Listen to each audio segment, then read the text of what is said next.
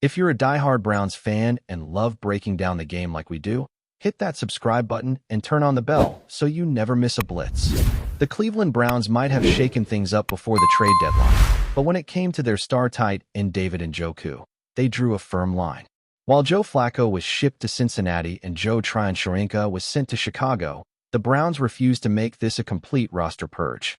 They held tight to key veterans, including their interior linemen Joel Bitonio and Wyatt Teller, defensive mainstays Shelby Harris and Alex Wright, and of course, Njoku, a player who has grown into one of the most consistent offensive weapons in Cleveland's roller coaster era. And now, with the deadline in the rearview mirror, Njoku isn't just content to still be wearing brown and orange. He's openly expressing happiness that he wasn't traded and a clear desire to sign another extension to stay right where he is. That kind of loyalty is rare these days, especially in a franchise that has seen more turnover than a Vegas blackjack table. But for Njoku, Cleveland isn't just a team. It's the only NFL home he's ever known. Drafted in the first round back in 2017, he's been through it all. Quarterback controversies, head coach changes, rebuilds, flashes of hope, and plenty of heartbreak. Yet here he is, still producing, still grinding, and still believing that this organization can eventually turn the corner. "I love it here," Njoku said after the deadline, making it clear he wanted to be part of whatever future the Browns are building. And according to insider Mary Kay Cabot, Cleveland never had any serious intention of moving him anyway, a sign that the front office still sees Njoku as a core piece.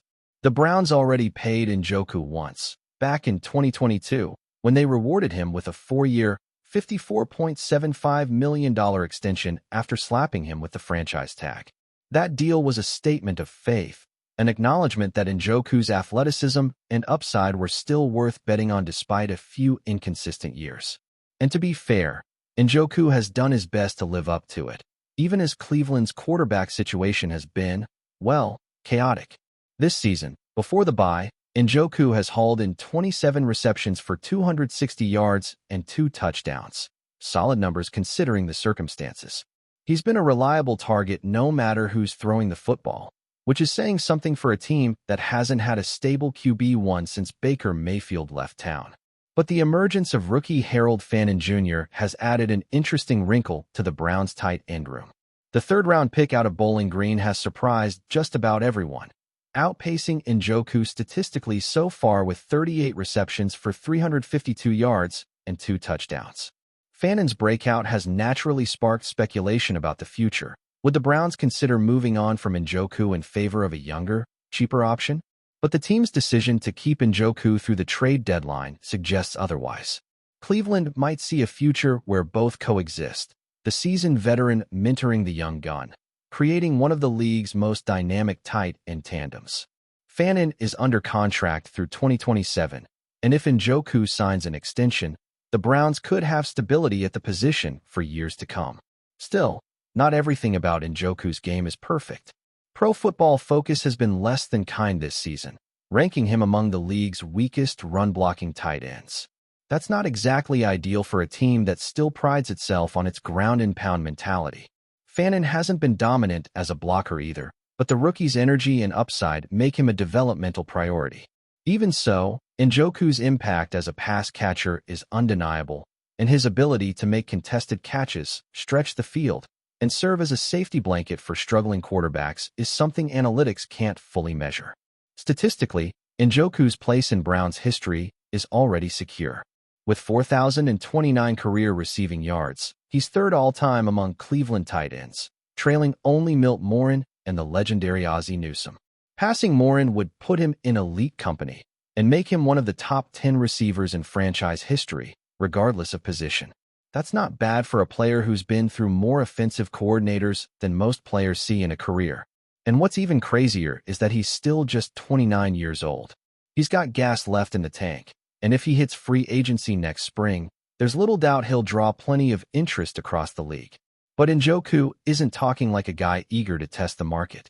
He's talking like someone who wants to finish what he started in Cleveland. That's a bold stance, especially considering the uncertainty swirling around the Browns' quarterback situation. Dillon Gabriel, the rookie signal caller, has had a rocky start, and Shadur Sanders, despite fan hype, doesn't appear to be in the team's immediate plans. The Browns have an extra first-round pick in 2026 that could be used on another quarterback, but for now, that position remains an unsolved mystery. For a player like Njoku, who thrives on chemistry and timing with his quarterback, that uncertainty could easily be a reason to look elsewhere.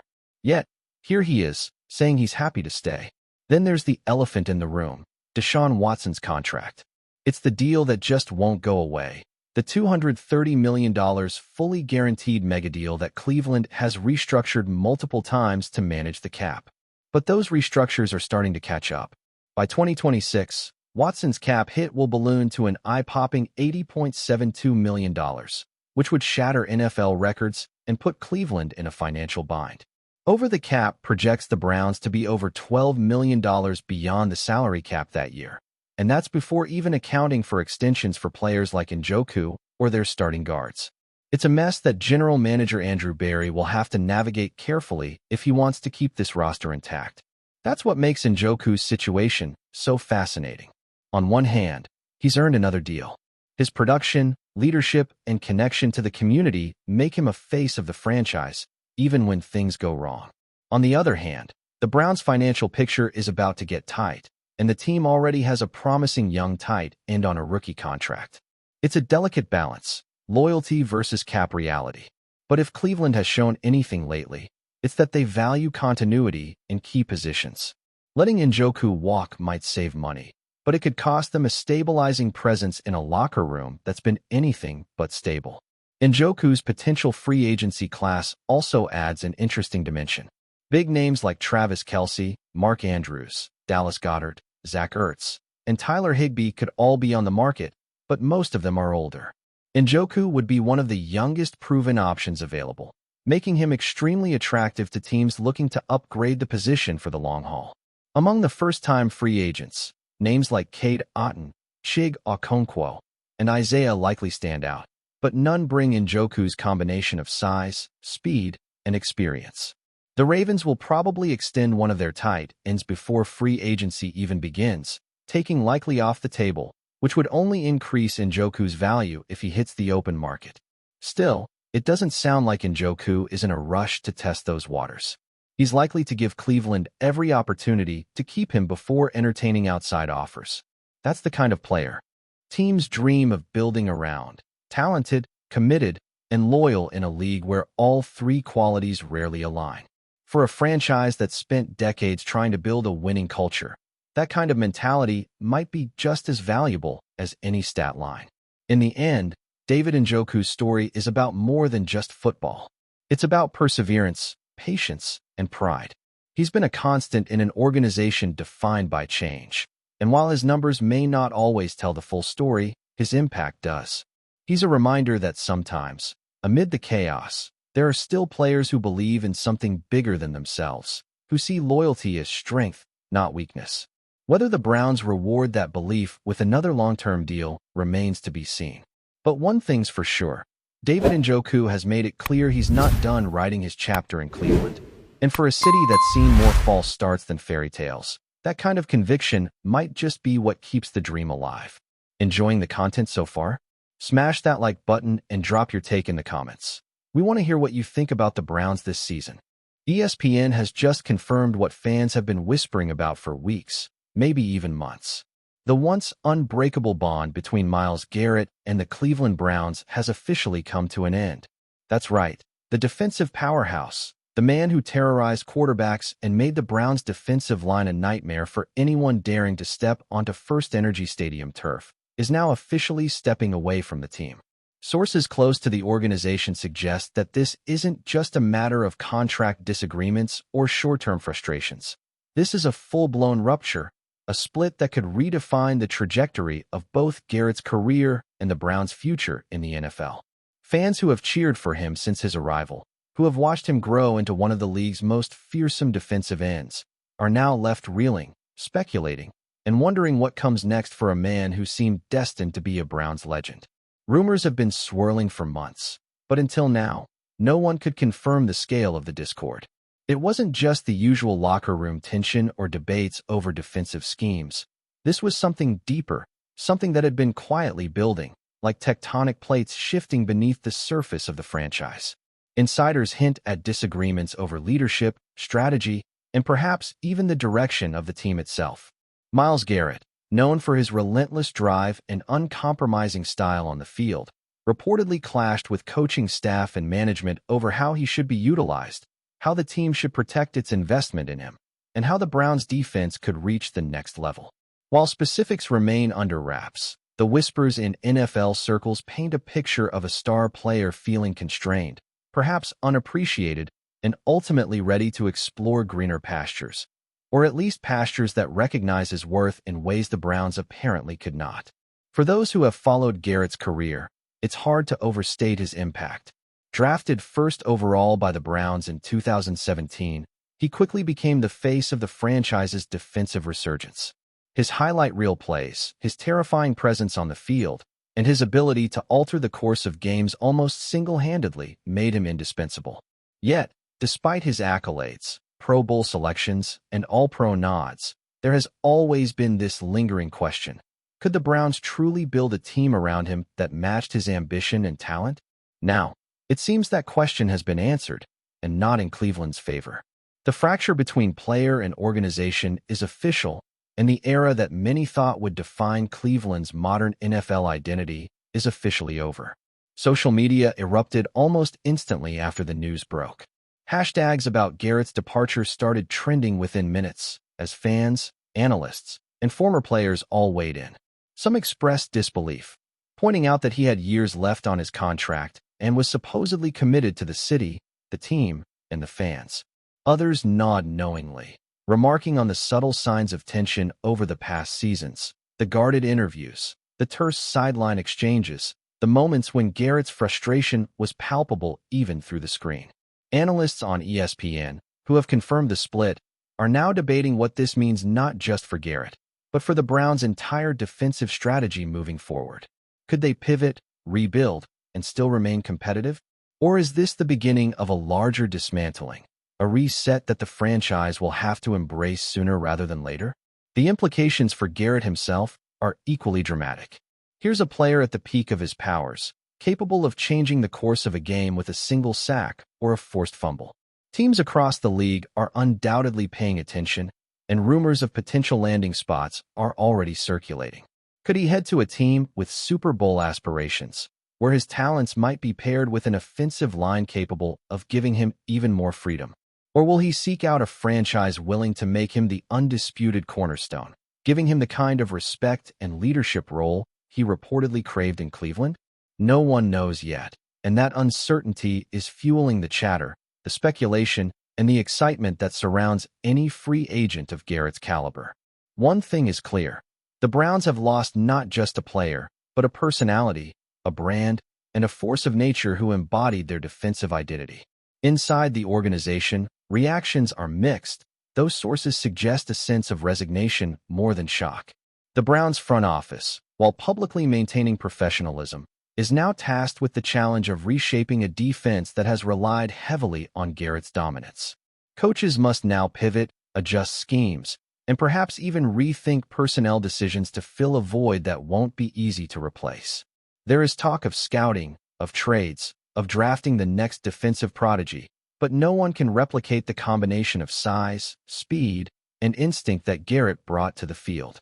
And while the locker room will move forward, the cultural shift is inevitable.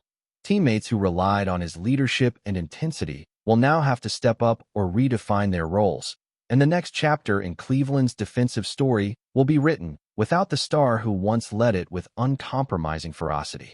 Meanwhile, fans are left in a state of frenzy, oscillating between mourning the loss of a hero and speculating about the next move. Will Garrett's departure be the catalyst for a new era, one that brings a fresh approach and perhaps even success previously elusive for the Browns? Or is this the beginning of a longer rebuild, one punctuated by uncertainty and the search for the next franchise-defining player? Social media platforms, sports talk shows, and fan forums are alive with debate, predictions, and even nostalgia. Clips of Garrett's greatest plays are being shared more than ever, as if to remind everyone why his presence mattered so much. why his absence now feels like a seismic shift in the NFL landscape. It's the kind of story that makes leagues compelling, teams human, and players larger than life. A tale of talent, ambition, friction, and ultimately, a breaking point that no one could ignore. What makes this rupture particularly captivating is the sense that it was quietly inevitable. Observers point to subtle signs over the past seasons. The minor controversies, the frustrations expressed in interviews, the strategic disagreements that never became public but were apparent to those paying attention. This wasn't an overnight falling out. It was a slow-motion unraveling, a buildup of tension between a player who knew his worth and a franchise that struggled to fully harness it. And now, as the news becomes official, the NFL world is left to speculate not just on where Garrett will land next, but on what this means for the Browns' long-term strategy, their fanbase's morale, and the balance of power across the league. It's a narrative that has all the ingredients of drama: a star at his peak, a city invested in his success, and a fracture that could redefine futures on both sides. In the coming days, weeks, and months, the story will only grow. Rumors about potential trades, free agency signings, and the next steps for both Garrett and the Browns will dominate headlines. Analysts will dissect every statement, every hint of dissatisfaction, every cryptic social media post for clues about the next move. Fans will continue to debate whether this split was preventable, whether communication could have bridged the gap, or whether it was inevitable given Garrett's ambitions and the Browns' limitations. Meanwhile, Myles Garrett, free from the constraints that may have frustrated him for years, faces a landscape ripe with opportunity. Teams in need of a game-changing defensive presence will surely line up, each hoping to secure a player whose combination of skill, athleticism, and personality can alter the course of a season, and perhaps even a franchise. The Cleveland Browns, on the other hand, face a challenge that could define their next chapter. Losing a player of Garrett's caliber is never easy, and the ripple effects extend far beyond the field. Marketing, fan engagement, team culture, and locker room dynamics are all impacted when a cornerstone of the franchise departs. Yet, with challenge comes opportunity, the chance to rebuild, to redefine, and to discover new heroes in a team desperate for identity and success. What remains undeniable is that Myles Garrett's era in Cleveland has officially ended. The chapter is closed, the headlines are breaking, and the NFL world is watching with bated breath, wondering where the next twist in this story will take us. One thing is certain: the ripple effects of this rupture will be felt far and wide, and the legacy of Myles Garrett in Cleveland, fierce, dominant, and unforgettable, will be remembered long after the dust settles. Thanks for riding with us on another Browns Blitz. If you liked the video, share it with a fellow fan, hit subscribe, and ring that bell so you're always part of the Dawg Pound conversation. Go Browns!